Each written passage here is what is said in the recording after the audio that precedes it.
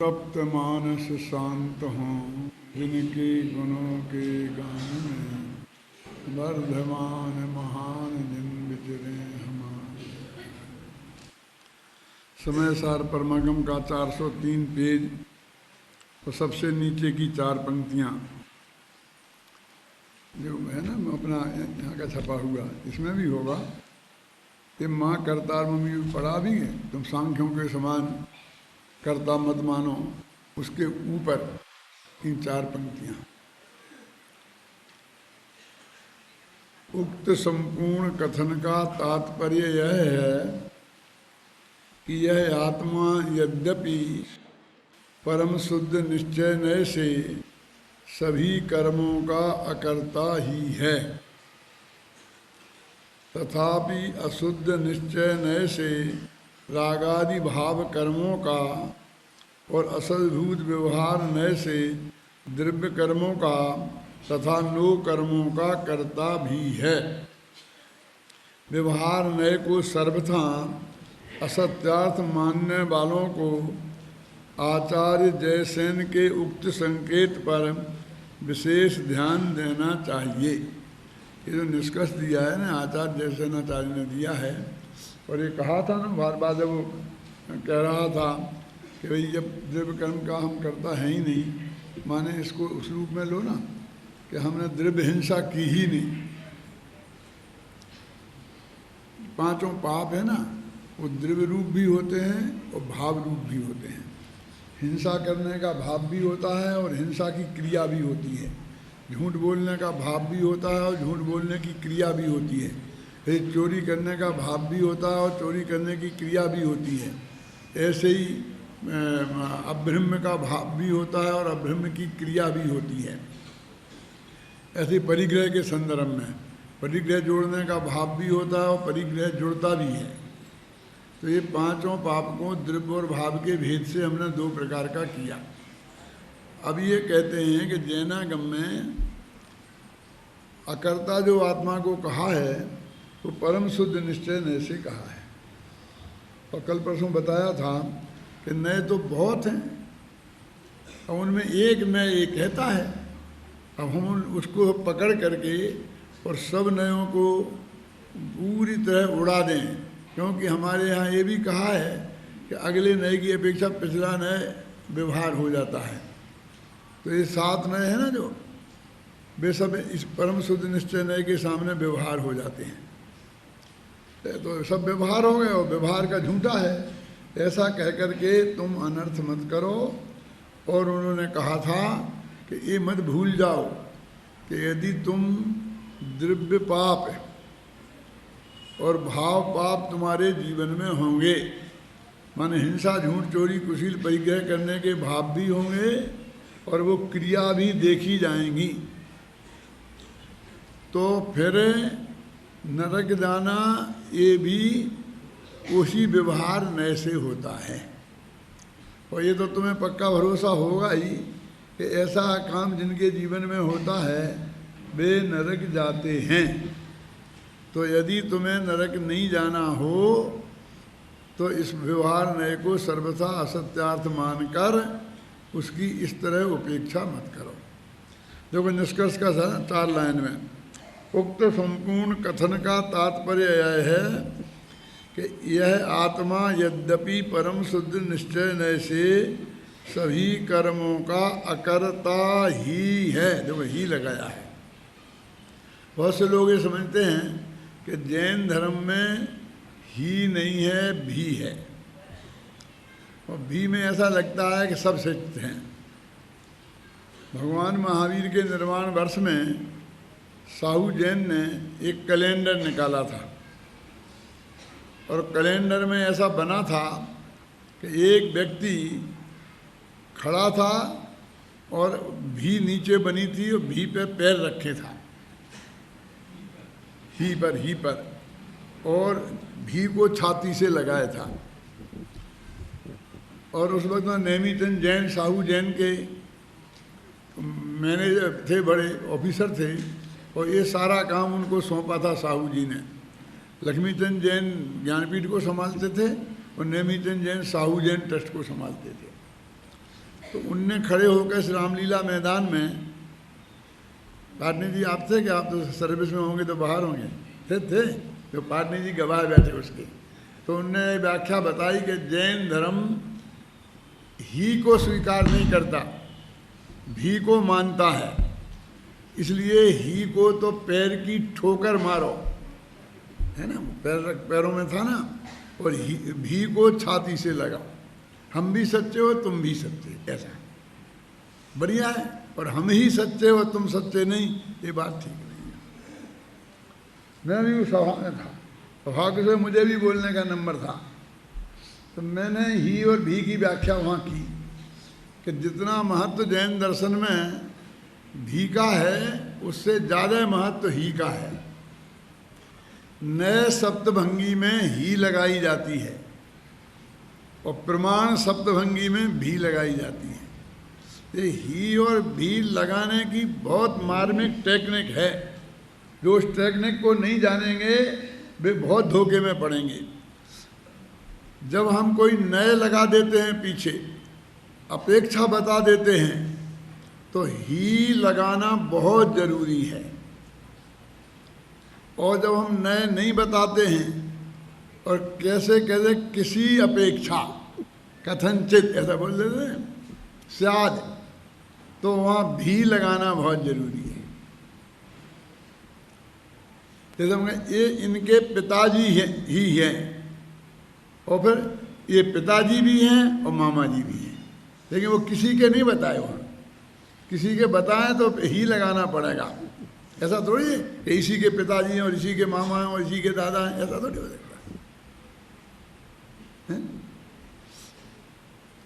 इसलिए ही उन्हें क्या, मैंने लिखा है उस अपनी किताब में तीर्थंकर भगवान महावीर सर्वोदय तीर्थ में, कि उन्हें कुछ लोगों को ही में हट की दुर्गंध आती है और भी में समन्वय की सुगंध आती है, लेकिन ही अपने कथन को दृढ़ता प्रदान करने के लिए लगाई जाती है और भी अपर पक्ष की गौण रूप से स्वीकृति के लिए लगाई जाती है। ये नियम है इसका।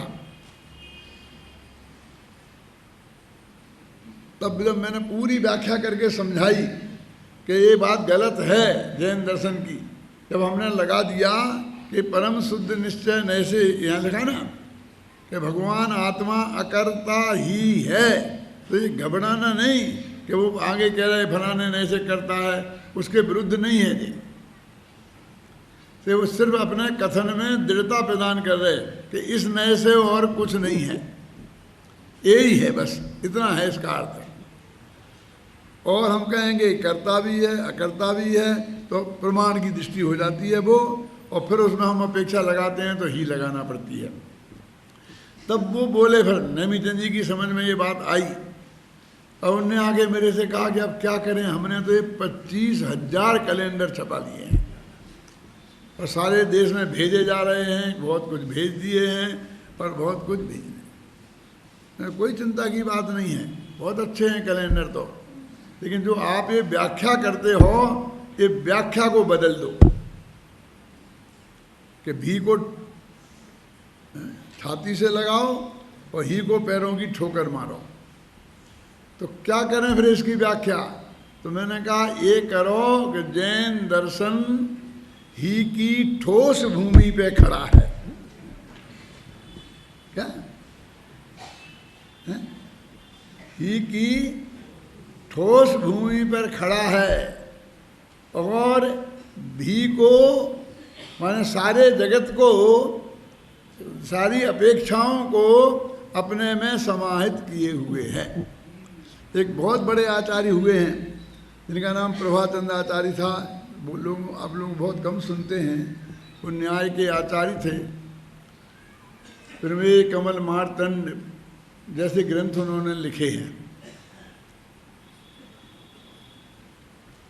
उन्होंने न्यायों की परिभाषा दी तो उसमें सब लिखा, अनिराकृत प्रतिपक्षा, न्याय की एक शर्त है कि जो अपने प्रतिपक्षी का निषेध नहीं करे। क्या है? अपनी बात तो दृढ़ता से कहे और इसलिए ही लगावे, कोई हमें ऐतराज नहीं है, लेकिन अपर पक्ष के निषेध नहीं करे, क्योंकि अपर पक्ष दूसरी अपेक्षा से वो भी सत्य है, और वो अपेक्षा हमने अभी मुख्य नहीं की है, अभी गौण की है। देखो इससे कैसा अनर्थ होता है और कैसा प्रयोजन सिद्ध होता है, दो बातें बताता हूँ। अभी हम यहाँ से खड़े होके गए, खड़ी किया और हमने ये प्रशंसा की कि भाई ये विद्यार्थी बहुत होशियार है, इसमें बहुत अच्छा पढ़ता है, बहुत अच्छा बोलता है, ये करता है। तो बाकी और विद्यार्थी बैठे हुए कह सकते हैं हम नहीं पढ़ते हैं, भाई यही पढ़ता है, कह सकते हैं ना। पंडितों में भी ऐसा हो सकता है। हम कहीं एक पंडित की प्रशंसा करें तो दूसरे पंडित को बुरा लग सकता है। पुराने पंडितों में भी हो सकता है, कैसा पंडित टोडरमल जैसा पंडित ना हुआ है ना होएगा, कि बहुत महान हैं, उनकी प्रशंसा दूसरों की बुराई किए बिना भी नहीं की जा सकती क्या? एकमात्र इसकी क्या जरूरत है? वे बहुत महान पंडित थे और 10-5 होते तो उनकी महानता कम हो जाती, और नहीं है तो ये हमारा सौभाग्य के दुर्भाग्य। तो हम उनकी प्रशंसा कर रहे हैं तो कोई कहे क्या बात करते हो, जयचंद छाबड़ा उनसे ज़्यादा विद्वान थे। तो भाई हम कब कह रहे हैं कि जयचंद छाबड़ा विद्वान नहीं थे? लेकिन आप तो टोडरमल जी की कह रहे हैं ना, तो अभी हम टोडरमल जी की कह रहे हैं, वो मुख्य हैं प्रवचन में, वो और सारे पंडित गौण हैं। जब जयचंद जी छाबड़ा की बात करेंगे, क्यों, तब जयचंद जी की बात करेंगे, लेकिन अभी हमने उनको उनके बारे में कुछ कहा ही नहीं। क्यों? बस तुम ही पंडित हो और हम सब मूर्ख हैं। हम तो नहीं कह रहे, तुम ही कह रहे हो। क्या क्या कि तुम मूर्ख हो कि नहीं हो, इसका निर्णय तुम समझो। ऐसा नियम है कि जब एक की बात करते हैं तो बाकी के लोगों को गौण रखना ही पड़ता है। यदि बाकी के लोगों को मुख्य करोगे तो उस बात को क्लियर नहीं कहा जा सकता।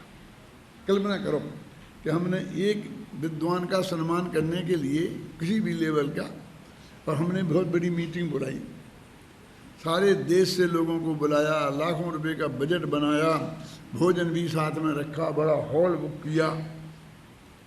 अब उसका अभिनंदन होना था। अब एक वक्ता को खड़ा किया, क्या तो उसने शुरू किया कि ये टोडरमल पर ने बहुत महान काम किया है, PhD की है, इसलिए हम इनका सम्मान कर रहे हैं। और फिर टोडरमल पे 1 घंटा बोला। क्या ना बोलना बंद करे और वो गलत कर रहा हूँ, ये इन्हीं ने लिखा है, वो ही बोल रहा हूँ, वो शोध प्रबंध में इनने ही लिखा है। अरे भैया अभी इनका अभिनंदन समारोह हो रहा है, मुश्किल से इतना दिन आए है, इतने लोग इकट्ठे किए हैं, वो 1 घंटे का समय है। अभी फिर जब टोडरमल जी की जयंती आएगी तो तुम खूब बोलना ना। क्यों बोलो? वो आदमी दंड का पात्र है कि प्रशंसा का पात्र है कि टोडरमल जी पे इतना अच्छा बोला? समझ में आया कि नहीं आया? कि नहीं, इस वक्त तुम नहीं कर सकते हो दूसरे की चर्चा। एक आध वाक्य में कर देना अलग बात है, वो अपराध है, वो दंड के काबिल है। क्यों? कि भाई तूने सभी खत्म कर दिया, गुड़ गोबर कर दिया। ऐसे ही जब जो नए चलता है, तुम दूसरे नए को खड़ा करना अपराध है। उसे गौण करो, निषेध भी नहीं करो। अब ये अच्छा ये नहीं करें, फिर ये शुरू करें कि ये बहुत अच्छे पंडित हैं, इन्होंने इतना बढ़िया काम किया है, और इनके अलावा एक भी आदमी मुझे पंडित नहीं देखा, एक से एक मूर्ख मैंने देखे। और फिर किन मूर्खों को गिनाने लग जाओ, उसने ऐसा कहा, उसने ऐसा कहा, फिर 1 घंटा तक उन मूर्खों के बारे में बताओ। क्यों? तो इसकी प्रशंसा हो जाएगी। अरे भैया कौन कौन मूर्ख हैं इसका के लिए सभा नहीं बुलाई है जा, ये सभा इनके बारे में तुम्हें जो कहना है कहो, नहीं तो चुपचाप बैठ जाओ। तो अन्य के बारे में गौण करना माने चुप रहना। गौण का अर्थ है चुप्पी।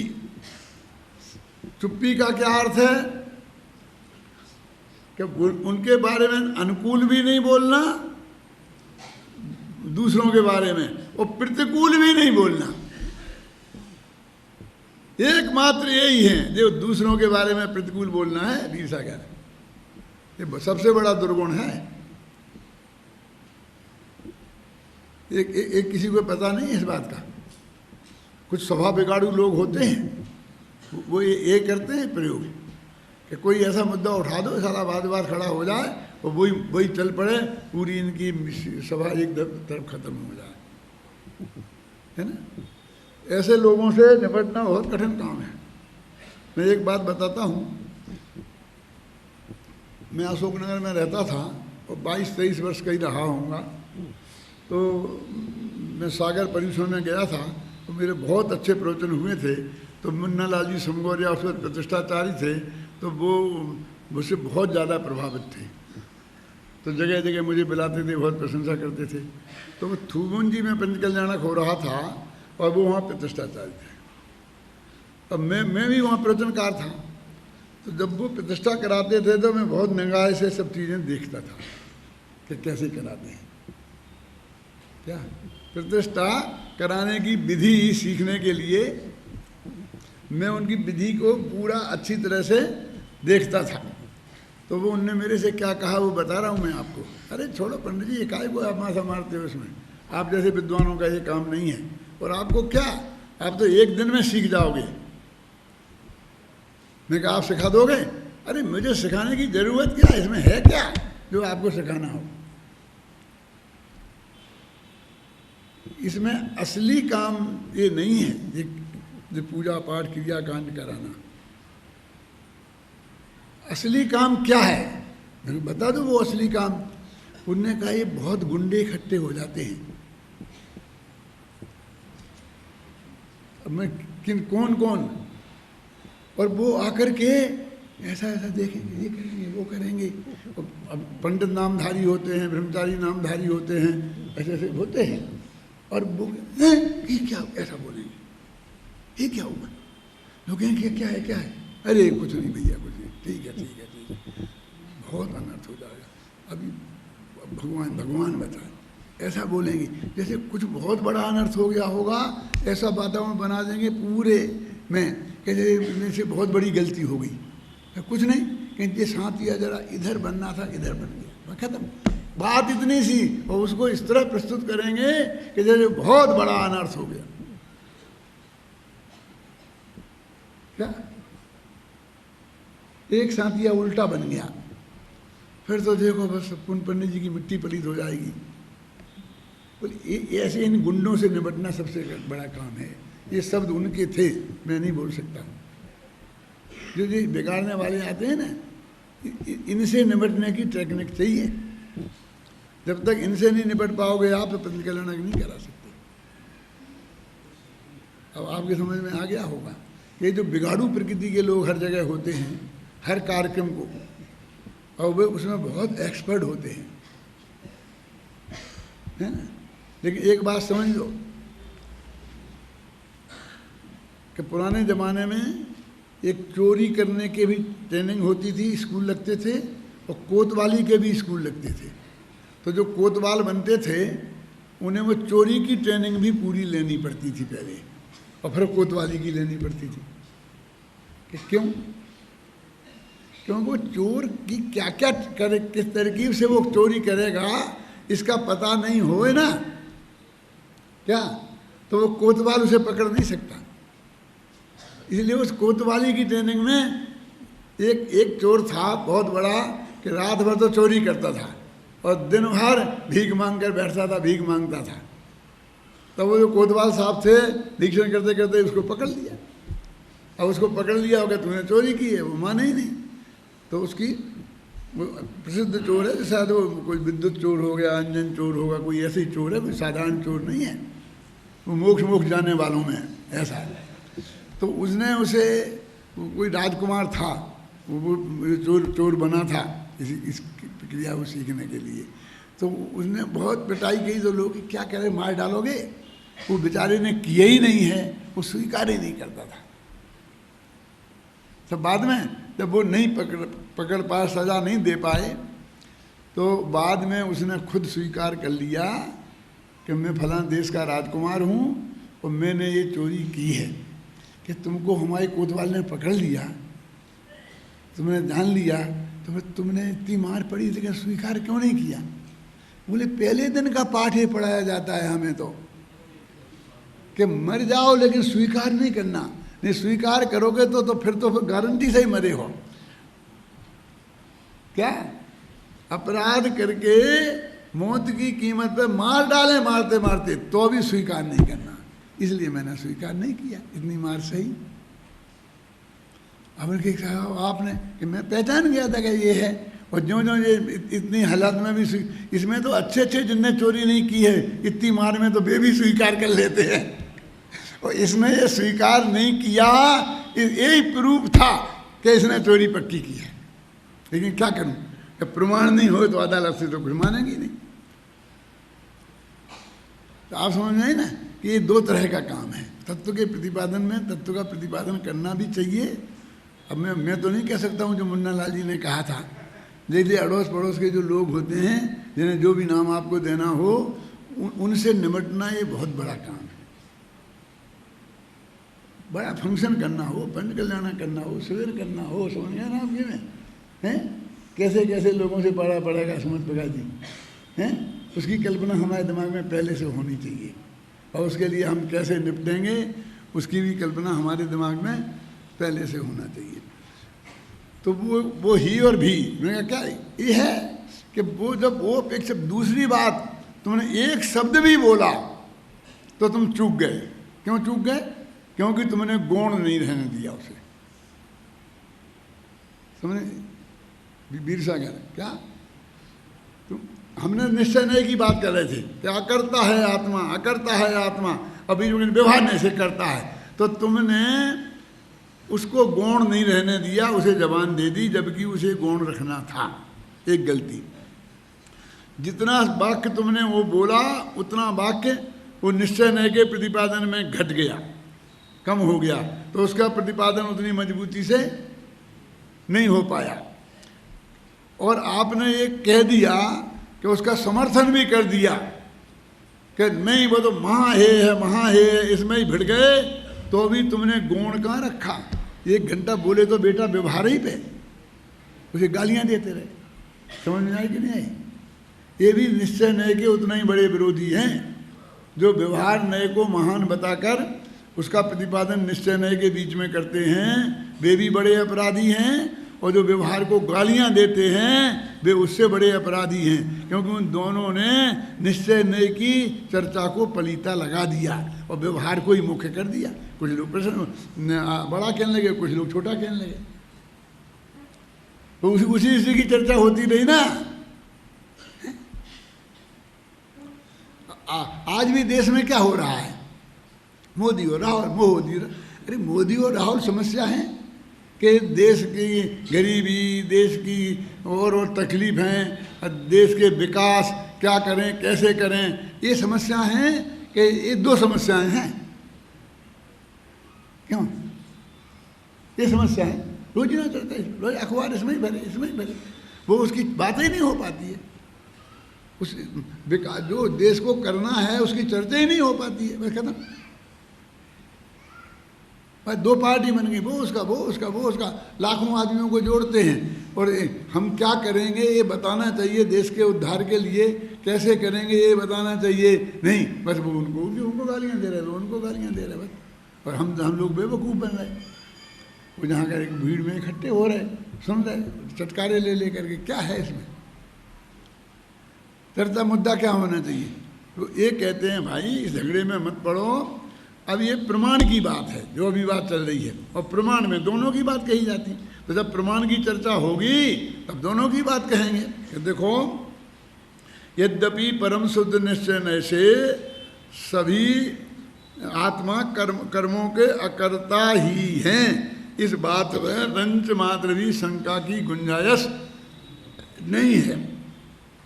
अब तथापि ऐसा होने पर भी, अब इसको गौण कर रहे हैं, कहते हैं अशुद्ध निश्चय नय से रागादि भाव कर्मों का और असद्भूत व्यवहार न से द्रव्य कर्मों का और नो कर्मों का।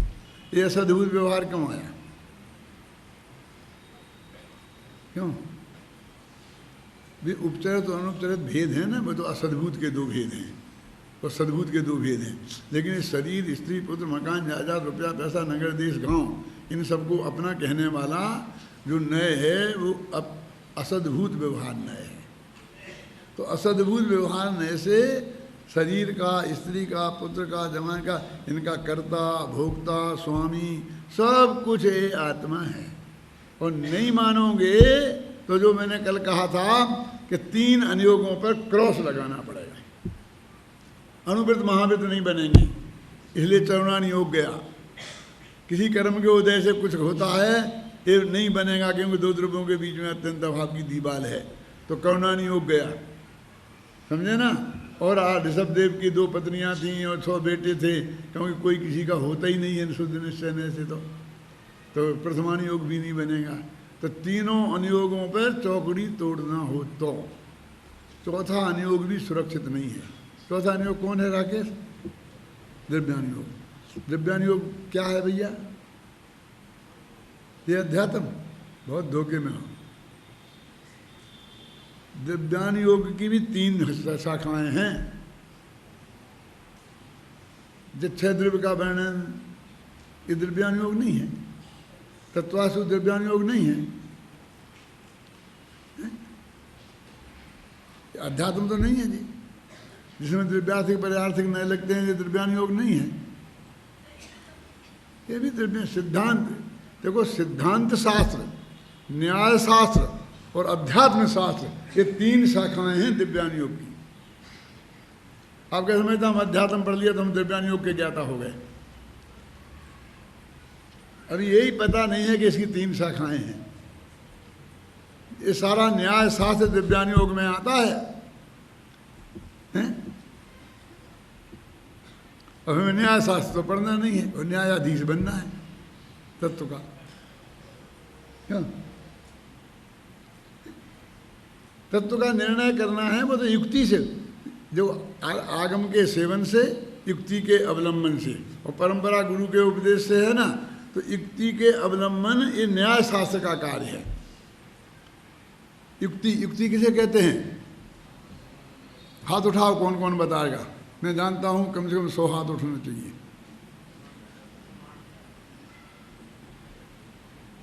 डर लगता है ना। एक कोई संजीव पूछता तो सब उठा देते। नए प्रमाणात्मको युक्ति, प्रमाण और नय को युक्ति बोलते हैं। युक्ति में प्रमाण और नय दोनों आते हैं। और फिर प्रमाण नैरधिगमा, प्रमाण और नयों से जीवादि तत्वों का ज्ञान होता है। तो पूरा न्याय शास्त्र को तुम उड़ा देना चाहते हो वैसे ही है? और सिद्धांत शास्त्र, सिद्धांत शास्त्र उन्हें बोलते हैं कि जो वस्तु के स्वरूप का निरूपण करें। इसको मैं आपको बता सकता हूँ, क्या नाम उसका, प्रवचन सार का ज्ञेय तत्व प्रज्ञा में। उत्पाद व ध्रुव युक्तम सद्द्रव्य लक्षणम, गुण किसे कहते हैं, द्रव्य किसे कहते हैं, पर्याय किसे कहते हैं, ये सब सिद्धांत है।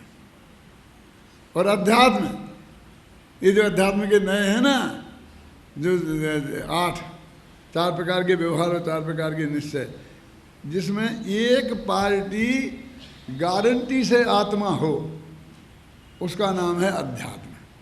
अध्यात्म नय। दूसरी पार्टी कुछ भी हो, लेकिन एक पार्टी आत्मा होना चाहिए।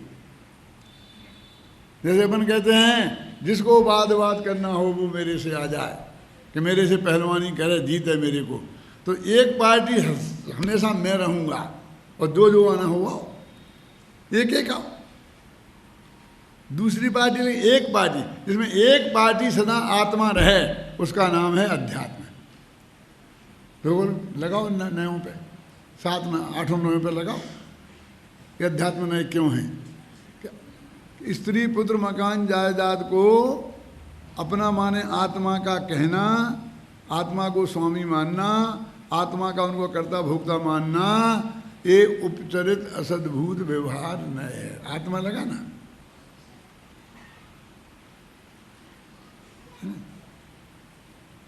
एक द्रव्य दूसरे द्रव्य का कर्ता नहीं है, ये सिद्धांत है। और आत्मा पर का कर्ता नहीं है, ये अध्यात्म है। क्योंकि एक द्रव्य दूसरे में तो आत्मा एक का रहा, एक पार्टी का रखे तुमने आत्मा को, तो दो अलग अलग दो पार्टी बना दी। धर्म द्रव्य का कर्ता नहीं है, ये भी आ गया ना, एक दूसरे द्रव्य में कर्ता नहीं है।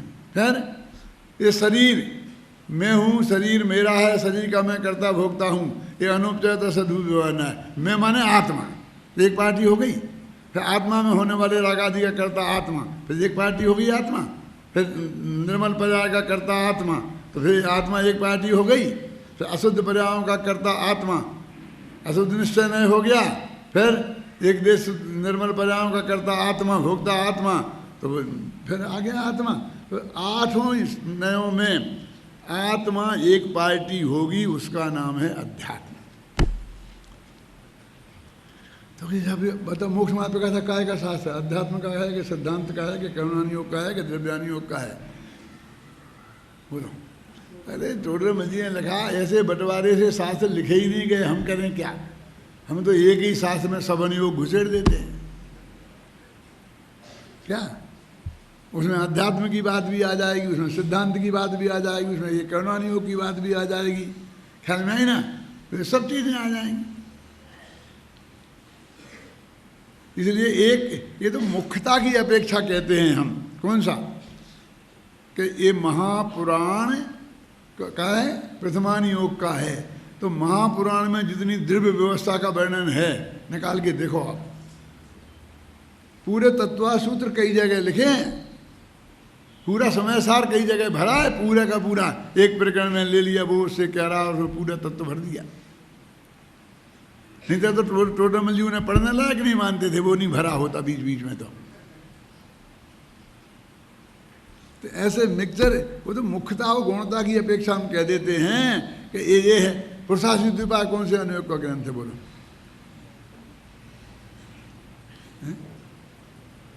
कि सबके चरणानी योग का है, लेकिन शुरू में तो कितनी अन्यायों की चर्चा भरी पड़ी है उसमें। ऐसे और में भी सब जगह देखे जा सकते हैं। रतनगंज साहब का तार किसका है? चरणानी योग का। तो अनुवृत्त महावृत्तों का वर्णन होना चाहिए था ना। तो तीसरे अध्याय तक तो बात ही नहीं करते हैं। पहले अध्याय में तो सम्यक दर्शन की गीत गा रहे हैं, दूसरे में सम्यक ज्ञान के, तीसरे में सम्यक चारित्र के आएंगे, तब फिर उसकी बात करेंगे। तो ये सब मिक्सचर हैं, इनमें ऐसा नहीं है। तो अभी ये कहते हैं निष्कर्ष का वाक्य आ रहा है, अब अपने प्रमाण पे आ गए हैं। अब ये न्यायाधीश 1700 पेज का फैसला लिख के और जो सुनाते हैं ना अदालत में, वे 4 लाइनें हैं कि इनको आजीवन कारावास दिया गया 5 को। और 1700 पेज का लिखा है वो समझौता, वकीलों को दे देंगे, वकील पढ़ते रहेंगे हाई कोर्ट में जाने के लिए, है ना। वहाँ तो अपराधी को तो इतना ही सुनाते कि नहीं सुनाते हैं, ये फैसला सुनाया जा रहा है उन 4 लाइनों में। पढ़ो भाई। उक्त संपूर्ण कथन का तात्पर्य यह है कि यद्यपि आत्मा परम शुद्ध निश्चय नय से सभी कर्मों का अकर्ता ही है, तथापि अशुद्ध निश्चय नय से रागादि भाव कर्मों का और असद्भूत व्यवहार नय से द्रव्य कर्मों का, नो कर्मों का कर्ता भी है। नो कर्म माने शरीर, स्त्री पुत्र आदि सब। व्यवहार नय को सर्वथा असत्यार्थ मानने वालों को आचार्य जैसे इनके उक्त संकेत पर विशेष ध्यान देना चाहिए। अब कलश में अमृतचंद्राचार्य इसका फैसला सुना देते हैं। पढ़ो भाई कलश। कौन सा? 205। तो यह समय है, क्या हो गया? हाँ पढ़ो चलो। संस्कृत का भी पढ़ो, हिंदी का भी पढ़ो, तो ध्यान से सुनना। हाँ 205वां कलश।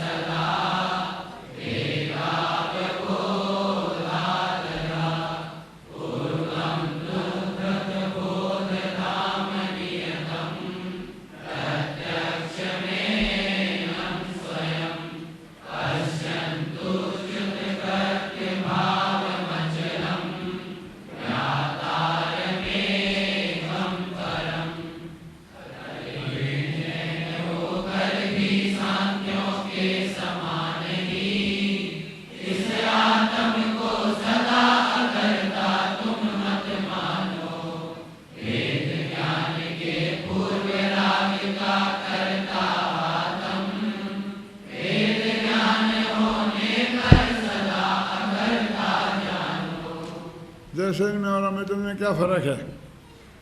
मतलब शांति जी ध्यान दो, अभय जी हैं इस पे है ना, कहाँ है?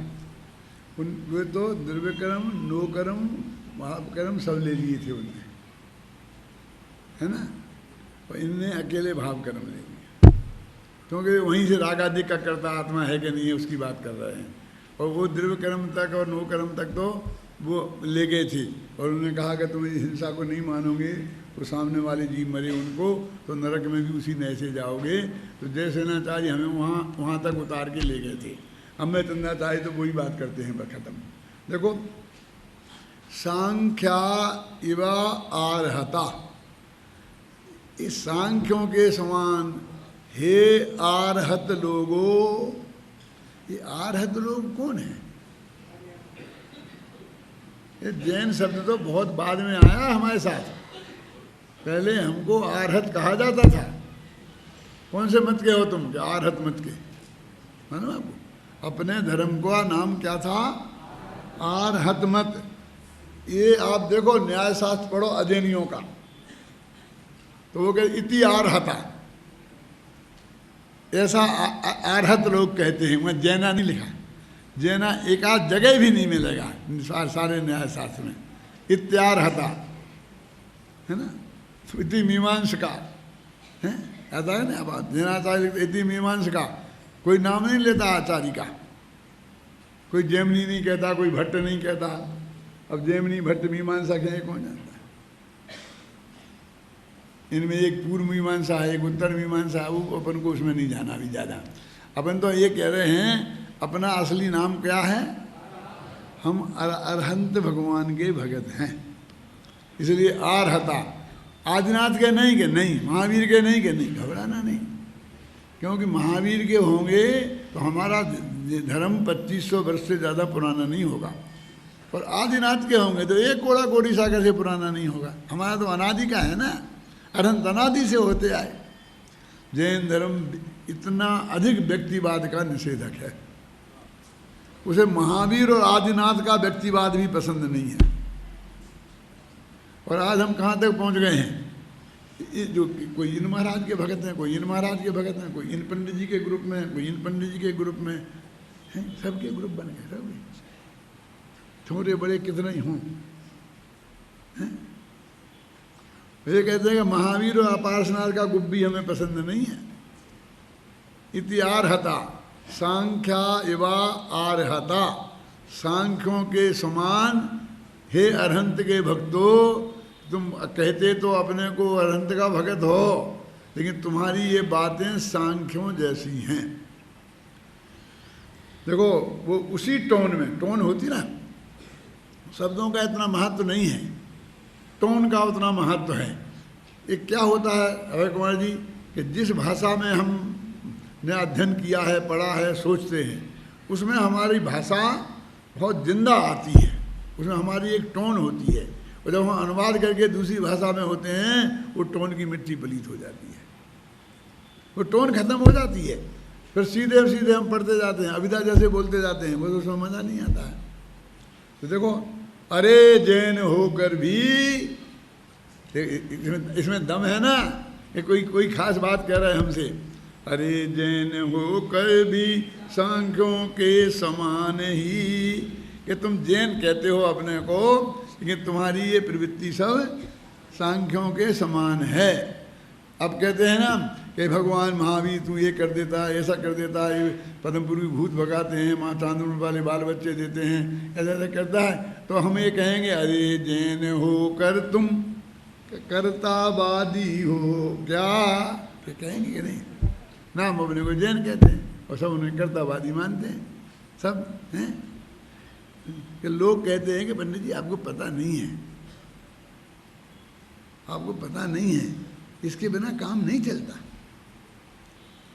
क्या है कि मुझे क्या काम नहीं चलता, मेरी समझ में नहीं आया कि इसके बिना क्या काम नहीं चलता। एक मैं सही घटना सुनाता हूँ, 1 मिनट की है। मैं इंदौर में रहता था, तो ज़्यादातर खंडेर वालों के बीच में रहता था, और वही मेरे श्रोता ज़्यादा थे, वही मिलने वाले थे। और हमारे यहाँ परिवार लोग भी बहुत हैं, तो उनने भी एक मंदिर बनाया था, लेकिन वो जीर्ण शीर्ण सा था, ढंग से बन नहीं पाया था। और वो मेरे से कहते तुम परवार मंदिर में नहीं आते, तुम परवार होकर परवार मंदिर में नहीं आते हो। कहते मैं आएंगे आएंगे, ऐसी बात नहीं, तुम बुलाओगे तुम्हारे यहाँ भी आएंगे, ऐसी कोई बात नहीं है। तो वो बहुत दिनों तक ऐसे ही पड़ा रहा। फिर मैं अभी गया एक दफ़े, तो कुछ लोग आए मेरे रिश्तेदार ही कि अब चलो दादा देखो अपने परिवार मंदिर में, छोड़ो इन खंडिल वालों मंदिर को। मैं कहा अच्छा चलो भैया। मैं गया उस मंदिर में, था झकाझक हो गया था। मैंने भाई कैसे हो गया ये कमाल, कि अभी पता नहीं तुम्हें भगवान को पसीना आया था। और फिर तो क्या वर्षा हुई है पैसे की, और 2 साल में सारा मंदिर का वो बदल गया मामला। गजब हो गया। अकेले भक्तों को नहीं, भगवान को भी पसीना आ गया मंदिर की दशा बदलने के लिए। मैंने कहा देखो भैया, जिन्हें पसीना आता है वे भगवान नहीं होते, और भगवानों को पसीना नहीं आता। ना ही पसे में निहार, पढ़ा क्या नहीं पढ़ा कि उनके पसीना नहीं होता, और तुमके पसीना आ गया। मैं कहा तुम्हें ये बताओ हुआ क्या, क्योंकि हमने शास्त्रों में पढ़ा कि भगवान को पसीना नहीं आता। अब वो मत पूछो तुम, वो हमारा बिजनेस सीक्रेट है। समझ गए ना, ऐसा हर एक जगह हर एक का बिजनेस सीक्रेट हो गया। वहाँ जाते हैं वो भूत भगाने वाले, डोलने वाले 10 रुपया रोज पे लगे हुए हैं। क्यों? उनके बिना भूत के ही भूत वगैरह लग रहे हैं, वे भूत डोल रहे हैं, कहीं कुछ हो रहा है, कहीं कुछ हो रहा है। ये क्या हो गया है? ये जैन है, घबराना नहीं, क्योंकि उनका इतना विशाल बहुमत है कि 90% वोटों से प्रस्ताव पास करके हमको कभी भी अजैन घोषित कर सकते हैं, है ना? क्या देखो, अरे जैन होकर भी सांख्यों के समान ही, तुम आत्म को सदा अकर्ता तुम मत मानो। भेद क्या मानो? फिर ये फैसला है, भेद ज्ञान के पूर्व राग का करता तुम, भेद ज्ञान होने पर सदा करता जानो। जब तक भेद विज्ञान नहीं हुआ तब तक आत्मा ही रागादेश का करता है, माने अज्ञानी आत्मा रागादेश के करता है। और भेद विज्ञान हो जाने पर, मन संबंध दर्शन हो जाने पर, आत्मानुभूति हो जाने पर वही आत्मा अकर्ता हो जाता है। ये फैसला उनने सुना दिया। अब अगला प्रकरण कल से अगला चलेगा। आज 14 तारीख हो गई ना। अब बोलो भाई, कल से प्रवचन सुबह रखना के शाम को बताना। अभी मैं चलाऊँगा तो 24 तारीख तक, 23 तारीख 24 तारीख तक जब मैं आना हूँगा, तो जिस टाइम रखना वो बता देना, तो घोषणा कर देना, उस टाइम अपन चलाएंगे। फिर वो नई धारा चलेगी। एक प्रकरण एक तरह से यहाँ पर आज समाप्त हो रहा है।